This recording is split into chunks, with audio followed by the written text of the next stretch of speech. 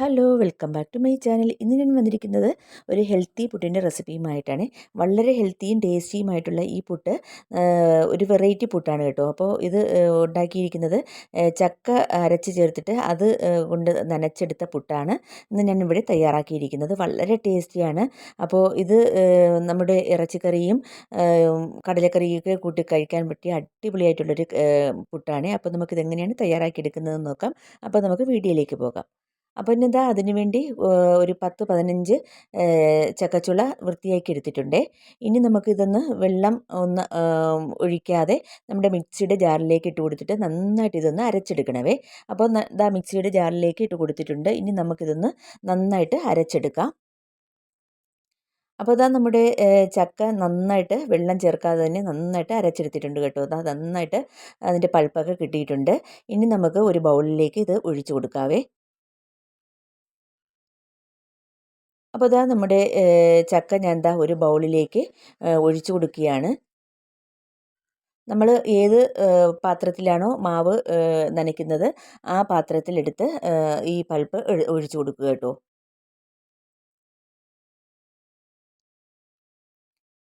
അപ്പോൾ നന്നായിട്ട് തരിയൊന്നും ഇല്ലാത്ത രീതിയിൽ വേണം ഇത് അരച്ചെടുക്കാൻ. അരച്ചെടുക്കുമ്പോൾ ഒരു കാരണവശാലും വെള്ളം ചേർക്കരുത്. ഇതിൽ ധാരാളം വെള്ളത്തിൻ്റെ കണ്ടൻറ്റ് ഉള്ളതുകൊണ്ട് നമുക്ക് ഇതുകൊണ്ട് തന്നെ മാവ് നനച്ചെടുക്കാം. അപ്പോൾ ഇതാ നോക്കിയേ നമ്മുടെ ചക്ക കൊണ്ടുള്ള പൾപ്പ് ഇവിടെ റെഡി ആയിട്ടുണ്ട്. ഇനി നമുക്കിതിലേക്ക് ആവശ്യത്തിനുള്ള ഉപ്പിട്ട് കൊടുക്കാം. അതിനുശേഷം ഇതൊന്ന് മിക്സാക്കി എടുക്കാം. ഇനി നമുക്കിതിലേക്ക് ആവശ്യത്തിനുള്ള മാവിട്ട് കൊടുക്കുക. അപ്പോൾ മാവിന് പ്രത്യേകിച്ചൊരു കണക്കൊന്നുമില്ല കേട്ടോ. നമുക്ക് ഇത് പുട്ടിനൊക്കെ നനയ്ക്കുന്ന രീതിയിൽ നനച്ചെടുക്കുക. അതനുസരിച്ചുള്ള മാവിട്ട് കൊടുക്കുക. അതിപ്പോൾ നമ്മുടെ എടുക്കുന്ന പൾപ്പിനനുസരിച്ച് മാവ് ചേരുവേ. അപ്പോൾ ഞാൻ ആദ്യം 250 ml കപ്പിന് 1 കപ്പ് വറുത്തരിപ്പൊടി ഇട്ട് കൊടുക്കുന്നുണ്ട്. എന്നിട്ട് നന്നായിട്ട് ഇതൊന്ന് മിക്സാക്കി എടുക്കാം. അപ്പോൾ ഇതാ 1 കപ്പ് മാവ് ഇട്ട് കൊടുത്ത് മിക്സാക്കി എടുത്തപ്പോൾ നല്ല ലൂസാണ് കേട്ടോ. അപ്പോൾ നമുക്ക് ഇനി ഒരു അരക്കപ്പും കൂടി എടുത്ത് അതും കൂടി ഇട്ട് കൊടുക്കാം. ആ അരക്കപ്പ് മാവ് ഞാൻ ഫുള്ളായിട്ട് ഇട്ട് കൊടുത്തേ. എന്നിട്ട് വീണ്ടും നമുക്കതൊന്ന് മിക്സാക്കി നോക്കാം. അങ്ങനെ കുറേശ്ശെ കുറേശ്ശെ ഇട്ട് കൊടുത്തിട്ട് നമ്മുടെ പൾപ്പിനനുസരിച്ച് കുറേശ്ശെ ഇട്ട് കൊടുത്തിട്ട് വീണ്ടും ചേരുമെങ്കിൽ മാവ് ചേരുമെങ്കിൽ വീണ്ടും ഇട്ട് കൊടുക്കണമേ. അപ്പോൾ ഞാൻ ഇതാ മൊത്തം 1 കപ്പ് 1.5 കപ്പ് ഇട്ട് കൊടുത്തിട്ടുണ്ടായിരുന്നു. പിന്നെ ഒരു കപ്പും കൂടി എടുത്തിട്ടുണ്ടേ. അതിൻ്റെ ഒരു പകുതിയും കൂടി ഇട്ട് കൊടുത്തു. അപ്പോൾ മൊത്തം 2 കപ്പ് മാവ് ഞാൻ ദാ ഇതിലേക്ക് ഇട്ട് കൊടുത്തിട്ടുണ്ട്. ഞാൻ എടുത്ത പൾപ്പ് 1 കപ്പോളം വരും കേട്ടോ. മൊത്തം 2 കപ്പ് മാവ് ഇട്ട് കൊടുത്തിട്ടുണ്ട്. ഇനി നമുക്ക് ഒന്ന് മിക്സ് ചെയ്ത് നോക്കാം. ഇപ്പോൾ ഇതാ കറക്റ്റാണ് കേട്ടോ. കറക്റ്റ് പൾപ്പിനുള്ള മാവ് നമ്മൾ ഇട്ട് കൊടുത്തിട്ടുണ്ട്. ഇനി മാവ് ഇട്ട് കൊടുക്കേണ്ടതില്ല. ഇനി സ്പൂൺ വെച്ച് നന്നായിട്ട് ഇതൊന്ന് മിക്സാക്കി എടുത്തതിന് ശേഷം കൈകൊണ്ട് തന്നെ നന്നായിട്ട് ഇതൊന്ന് നനച്ചെടുക്കുക. നമ്മുടെ പുട്ടിനൊക്കെ നനയ്ക്കുന്ന രീതി കേട്ടോ. ഈ സമയം ഉപ്പ് നോക്കിയിട്ട് ഉപ്പ് കുറവാണെങ്കിൽ ഇട്ട് കൊടുക്കുക.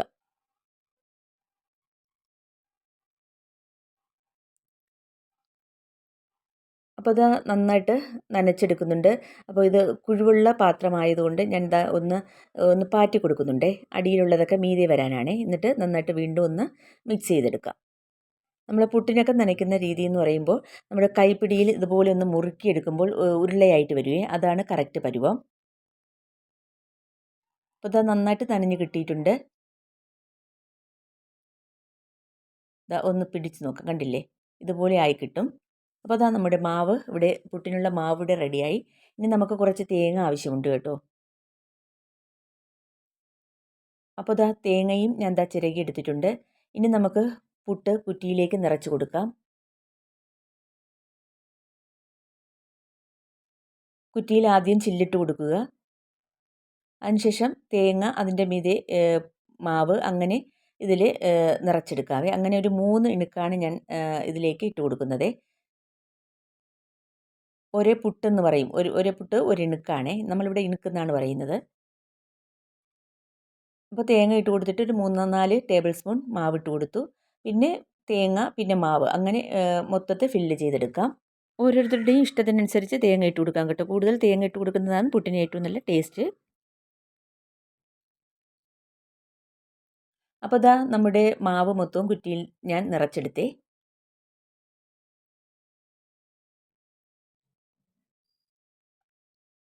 ചെറുതായിട്ടൊന്ന് പ്രസ് ചെയ്ത് കൊടുക്കുക. എന്നിട്ട് മീതയിലും കൂടി കുറച്ച് തേങ്ങ ഇട്ട് കൊടുക്കാം.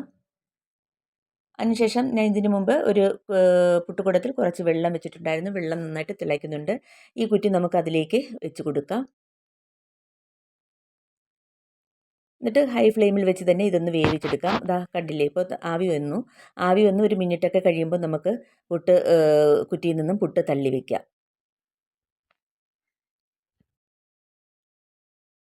അപ്പോൾ ഇതാ പുട്ട് വെന്തു. ഇനി നമുക്ക് ഒരു പ്ലേറ്റിലേക്ക് ഇതൊന്ന് തള്ളി നീക്കി വെച്ച് കൊടുക്കാം. നല്ല സ്മെല്ലുണ്ട് കേട്ടോ, ചക്കയുടെ നല്ല ഫ്ലേവർ എടുക്കുന്നുണ്ട്. നല്ല ടേസ്റ്റുമാണ്, നല്ല പൂ പോലെയാണ് ഇരിക്കുന്നത്. അപ്പോൾ അടുത്തതായിട്ട് ഞാൻ ചിരട്ടപ്പുട്ടിലാണ് ഞാൻ തയ്യാറാക്കിയെടുക്കുന്നത്. അപ്പോൾ അതിൻ്റെ ചില്ല് വെച്ച് കൊടുക്കുക. അതുപോലെ തന്നെ തേങ്ങയും മാവുമായിട്ട് നിറച്ചെടുക്കാം. എന്നിട്ട് കുക്കറിൽ കുറച്ച് വെള്ളം വെച്ചിട്ടുണ്ട്. കുക്കറിലാണ് ഇത് വെച്ച് വേവിച്ചെടുക്കുന്നത്.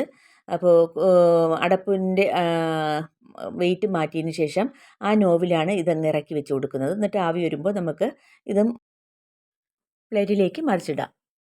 അപ്പോൾ അതാ ഫില്ല് ചെയ്തെടുത്തു. മീതിയിൽ കൂടി കുറച്ച് തേങ്ങ വെച്ച് നിരത്തി കൊടുക്കുക.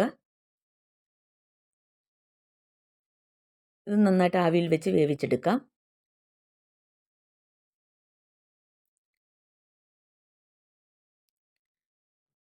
അപ്പോൾ നല്ല ടേസ്റ്റി ആയിട്ടുള്ള നല്ല പൂ പോലത്തെ പുട്ട് നമുക്ക് ഈ ചക്ക അരച്ച് ചേർത്ത് അതിൽ നനച്ചെടുത്ത പുട്ട് നമുക്ക് പൂ പോലെ ഇരിക്കും കേട്ടോ, നല്ല ടേസ്റ്റുമാണ്.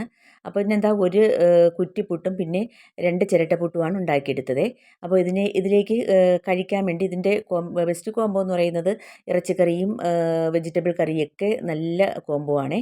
ഞാനിതിൽ കടലക്കറിയാണ് വെച്ചിട്ടുണ്ടായിരുന്നത്. നല്ല ടേസ്റ്റി ആയിട്ടുള്ളൊരു കടലക്കറിയും പുട്ടുമായിട്ടാണ് ഞാനിവിടെ തയ്യാറാക്കിയിട്ടുണ്ടായിരുന്നത്. അപ്പോൾ നല്ല ടേസ്റ്റി ആയിരുന്നു കേട്ടോ. അപ്പോൾ എല്ലാവരും ഇതുപോലെ ഒന്ന് ട്രൈ ചെയ്യണേ. നല്ല സോഫ്റ്റ് ആയിട്ടുള്ള പുട്ടാണ്, നല്ല ഫ്ലേവറാണ് ഇതിന്. അപ്പോൾ നല്ല ഹെൽത്തിയുമാണല്ലോ. അപ്പോൾ ഞാൻ ആ പുട്ടിൻ്റെ ഇത് കാണിച്ചു തരാവേ, ആ സോഫ്റ്റ്നെസ് നല്ല കട്ടയൊന്നും ഇല്ലാതെ, കണ്ടില്ലേ. അപ്പോൾ ഇന്നത്തെ വീഡിയോ നിങ്ങൾക്ക് എല്ലാവർക്കും ഇഷ്ടമായെന്ന് വിചാരിക്കുന്നു. വീഡിയോ ഇഷ്ടമായാൽ ഒന്ന് ലൈക്ക് ചെയ്യാനും ഷെയർ ചെയ്യാനും കമൻറ്റ് ചെയ്യാനൊന്നും മറന്നു പോകരുതേ. പിന്നെ എൻ്റെ വീഡിയോ ആദ്യമായിട്ട് കാണുന്ന കൂട്ടുകാരുണ്ടെങ്കിൽ പ്ലീസ് ഒന്ന് സബ്സ്ക്രൈബ് ചെയ്തൊന്ന് സപ്പോർട്ട് ചെയ്യണേ. നിങ്ങളുടെ സപ്പോർട്ട് ഉണ്ടെങ്കിൽ മാത്രമേ നമുക്ക് മുന്നോട്ട് പോകാൻ കഴിയുള്ളൂ. അപ്പോൾ ഇതിലേക്ക് ഞാൻ ബെസ്റ്റ് കോംബോ ആയിട്ട് തയ്യാറാക്കിയത് ഒരു കടലക്കറിയാണ്. നല്ല ടേസ്റ്റി ആയിരുന്നു. അപ്പോൾ ഇന്നത്തെ വീഡിയോ നിങ്ങൾക്ക് എല്ലാവർക്കും ഇഷ്ടമായെന്ന് വിചാരിക്കുന്നു. അടുത്ത ഇതുപോലുള്ള നല്ല വീഡിയോസുമായിട്ട് വീണ്ടും വരുന്നതാണ്. അതുവരേക്കും എല്ലാവർക്കും താങ്ക്